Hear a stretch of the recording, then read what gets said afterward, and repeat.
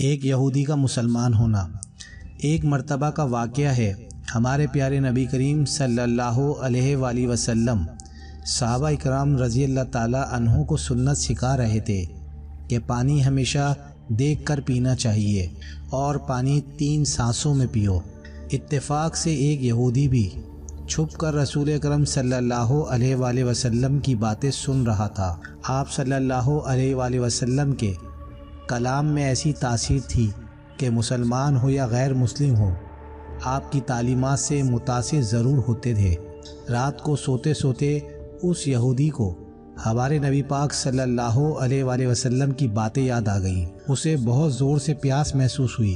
جب اس یہودی کو پیاس لگی تو وہ اپنی بیوی سے بولا کہ مجھے اچھی طرح دیکھ کر پانی پلاؤ۔ اس کی بیوی بولی، آپ کیسی باتیں کر رہے ہیں، میں چراغ بجھا چکی ہوں، رات کا وقت ہے، کیا دیکھ کر پانی پلاؤں، ایسے ہی پی لو، پانی تو صاف ستھرا ہوتا ہے، یہ پانی ہمارے گھر کا ہے۔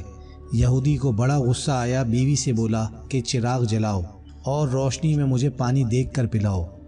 بیوی جھک جھک کرتی اٹھی، وہ سمجھی کہ شوہر پاگل ہو گیا ہے۔ آخرکار یہودی خود اٹھا، چراغ روشن کیا اور چراغ کی روشنی میں اس کی بیوی نے دیکھا کہ اندھیرے میں وہ جو پانی اپنے شوہر کے پینے کے لیے لائی تھی اس میں ایک سیاہ بچھو تیر رہا ہے۔ یہودی دیکھ کر حیران رہ گیا۔ اس نے اپنی بیوی کو تمام ماجرا سنایا کہ کس طرح اس نے چھپ کر رسول اکرم صلی اللہ علیہ وآلہ وسلم کی باتیں سنی تھیں کہ پانی ہمیشہ دیکھ کر پیو۔ صبح وہ یہودی ہمارے پیارے نبی کریم صلی اللہ علیہ وآلہ وسلم کی خدمت میں حاضر ہوا اور رات کا واقعہ آپ صلی اللہ علیہ وآلہ وسلم کو سنا دیا۔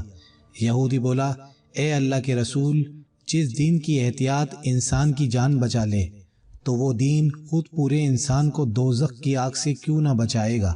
اس نے اتنا کہا اور وہ یہودی کلمہ پڑھ کر مسلمان ہو گیا۔ اس ویڈیو کو زیادہ سے زیادہ شیئر کریں، اچھی بات دوسروں تک پہنچانا صدقہ جاریہ ہے۔